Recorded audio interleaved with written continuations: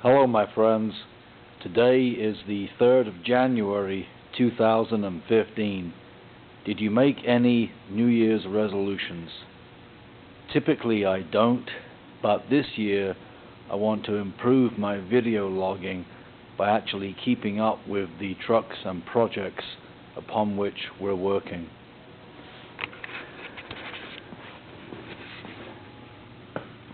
This 1994 Chevrolet 3500 turbo diesel is a great example because I bought this truck back in August of 2013, recorded and uploaded a couple of videos concerning the truck. The first to explain that she required a replacement engine, and the second to show the engine itself. But not until now am I recording a video to show the completed truck. I'm really sorry, and I hope better late than never. Well, I paid $1,600 to buy this truck, despite knowing that it had a bad engine, because I was so impressed with the rust-free body and frame. Keep in mind that this is northeast Indiana, in the heart of the Midwest Rust Belt, and yet we have perfect cab corners and extended cab panels, rust-free frame and floor. Overall, I think a really nice straight Chevy turbo diesel dually. Of course, I was hopeful that the GM 6.5 liter turbo diesel engine was repairable, but it wasn't to be. The engine was in a ruinous state with sludge in every imaginable location. Some of the push rods were worn out, even a little curved. One of the rocker arms was bent, and another was punched right through.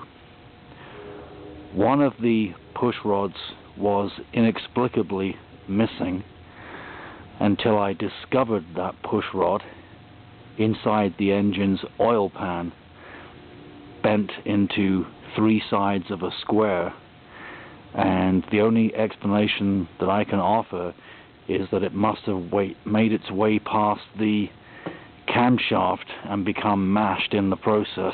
Astonishing.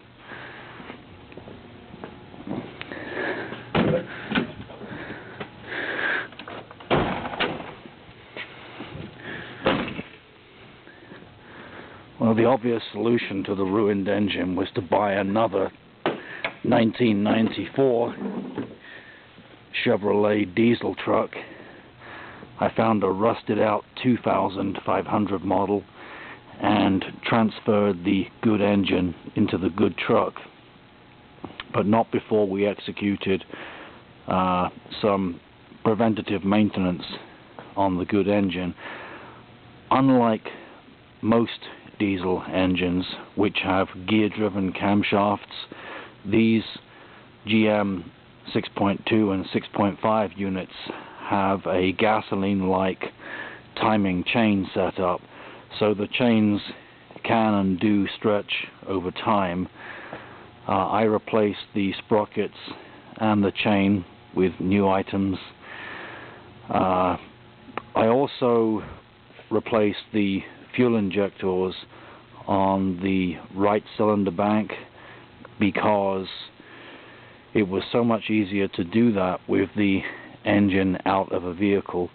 Notice that the turbocharger here is right above the right hand cylinder bank, making access to the fuel injectors exceptionally difficult. On the left hand side, however, access to the injectors is easy, and I haven't replaced those yet, but I can do that at any time. After we had installed the replacement engine into the truck, we still had problems. It turned out that the intake manifold had a small crack, and that was giving us vacuum problems. I still had the old engine for parts, so we used the aluminum intake manifold from the bad engine. And finally, I had a lot of problems with fusible links, both up here on the firewall and in the dashboard behind the glove box. A word about the dashboard. This truck was built in September '94. She's still a 1994 truck by registration and has the older style pop-out dashboard. The 1995 models had an entirely different dash. Anyways, back to the fusible links. When they go bad, when they break, it's internal. You can't see it from the outside. And I was very fortunate that at that time I had an employee who was a wizard with automobile electrics, and he traced through the electrical system, replacing one by one all of the problem fusible links. Without his help, the truck may not be running as well as it does today, if at all.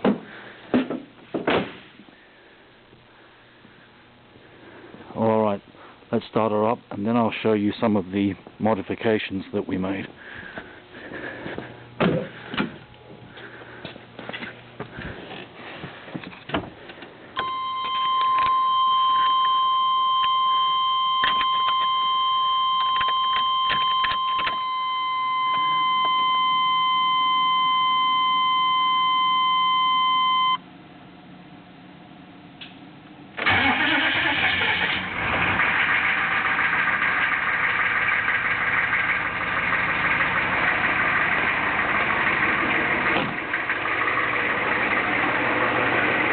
Not truly a cold start because she is plugged in, the block heater.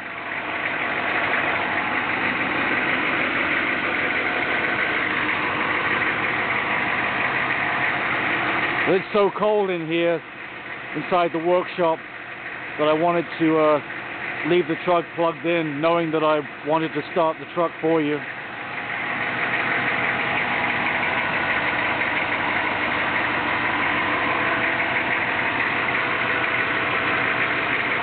Can you hear the diesel engine?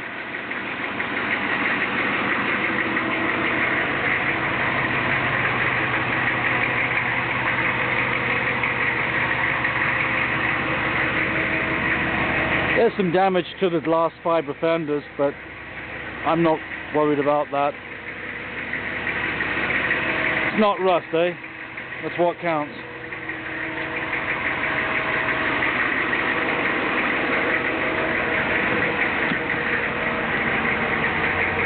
Make her sing just a little bit.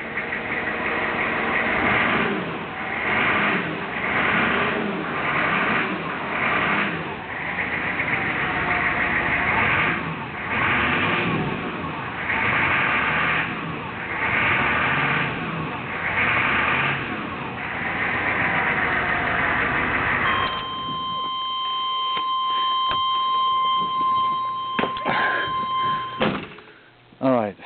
This truck is automatic transmission, and my original intention was to work her towing trailers and caravans. Hence, she has all the electrical connections in back.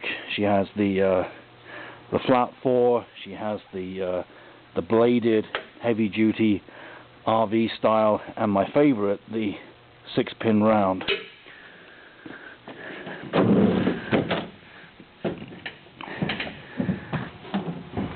In back, I've duplicated the bladed RV style on the inside of the bed there, because some of the fifth wheel caravans have real short connection leads. The rusted out Chevrolet 2500 model, whose engine we used for this truck, had a pair of rails which we were able to transfer to this bed here, but did not come with fifth wheel hitch, and I was exceedingly fortunate to find this fifth wheel hitch with a 20,500 pound capacity on Craigslist. I had to travel to Ohio to fetch it, but it's built by a different manufacturer to the rails, so we had to devise a mechanism to attach the fifth wheel hitch to the rails. Manufacturer incompatibility.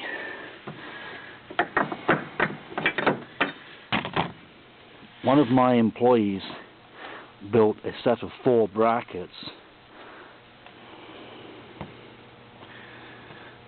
welded these short pipes to this L-shaped bracket,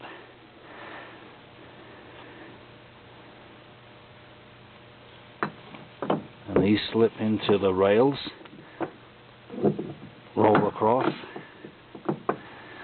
and then I built these heavy-duty pins. It's a little tight.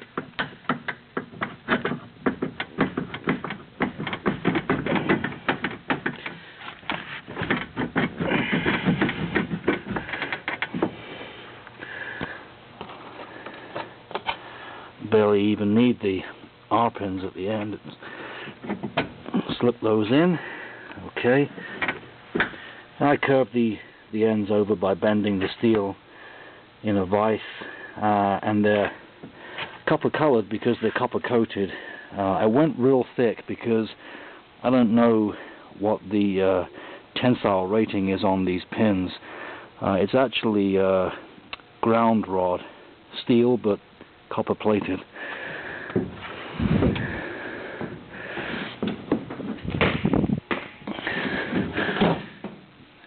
Now, you all know the GM 6.5 turbo diesel and the older 6.2 are decent light-duty diesel engines, but they're not heavy haulers for heavy loads such as the International 7.3 and the Cummins 5.9, and that's why I've had second thoughts about working this truck to pull trailers and caravans.